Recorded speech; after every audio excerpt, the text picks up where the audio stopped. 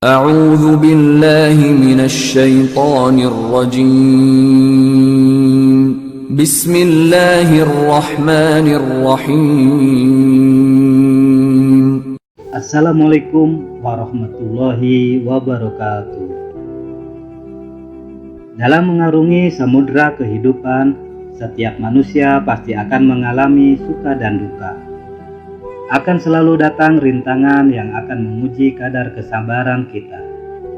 Allah Subhanahu wa Ta'ala berfirman dalam Quran Surat Al-Baqarah ayat 155 sampai 156 yang artinya,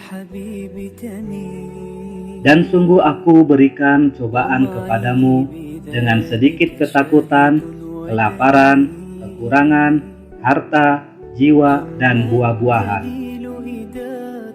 Dan berilah kabar gembira pada orang-orang yang sabar, yang apabila mendapat musibah, dia selalu mengatakan, sesungguhnya kita milik Allah dan akan kembali kepada Allah." Bagi orang-orang yang beriman, cobaan yang datang merupakan sebuah ujian yang Allah berikan untuk mengingat kembali bahwa tidak ada daya dan upaya melainkan kehendak Allah Subhanahu wa Ta'ala. La haula wala quwata illa billahil aliyul azim. Sedangkan bagi mereka yang lemah iman akan cenderung merasakan kekecewaan yang menyebabkan stres, bahkan ada yang sampai depresi.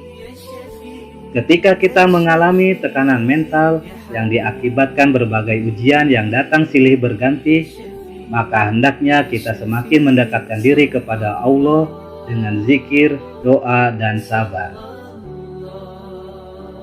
Selain itu, untuk mempercepat kembalinya mental kita yang down, bisa dengan membaca atau mendengarkan nasihat-nasihat yang datang dari ulama maupun sahabat Nabi.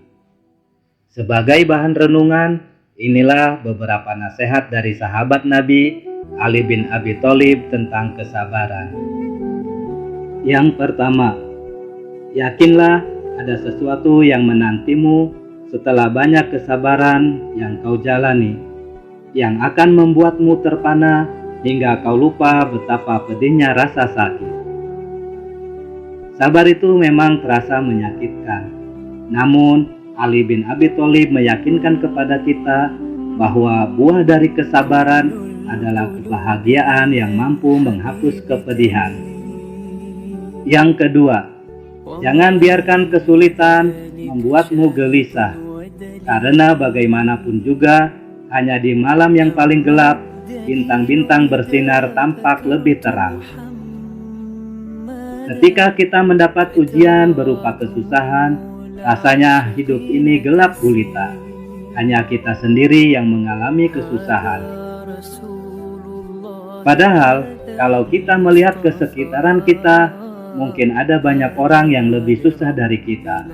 Bersabarlah, karena buah kesabaran adalah kebahagiaan. Yang ketiga, berpikirlah positif. Tidak peduli seberapa keras kehidupanmu. Ini susah sekali, memang mudah diucapkan, namun sulit dilaksanakan. Meskipun begitu, kita harus tetap berpikir positif terhadap kehendak Allah Subhanahu wa Ta'ala.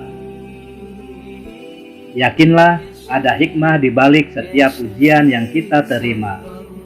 Yang keempat, orang yang bersabar pasti akan meraih keberuntungan, meskipun itu diperoleh setelah waktu yang lama. Seringkali kita bertanya, sampai kapan kita harus bersabar? Tentu ini pertanyaan sulit untuk dijawab secara logika. Namun, sahabat Nabi Ali bin Abi Thalib meyakinkan kepada kita bahwa akan ada keberuntungan yang diraih setelah melewati proses ujian. Yang kelima, kesabaran itu ada dua macam. Sabar atas sesuatu yang tidak kau ingin, dan sabar menahan diri dari sesuatu yang kau ingini. Sahabat Nabi Ali bin Abi Thalib ingin meyakinkan kepada kita bahwa sabar itu bukan hanya dalam bentuk yang kita tidak inginkan, seperti sakit. Semua tidak ada yang menginginkan sakit.